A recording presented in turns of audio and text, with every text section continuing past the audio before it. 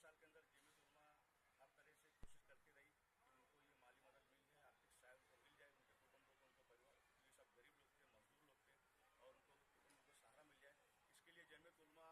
की ओर से नागपुर में जब अधिवेशन था, आज ये मुख्यमंत्री साहब माननीय फडणवीस साहब को भी निवेदन दिया गया, उनसे भी रिक्वेस्ट की गई कि आप जल्द अज जल्द इस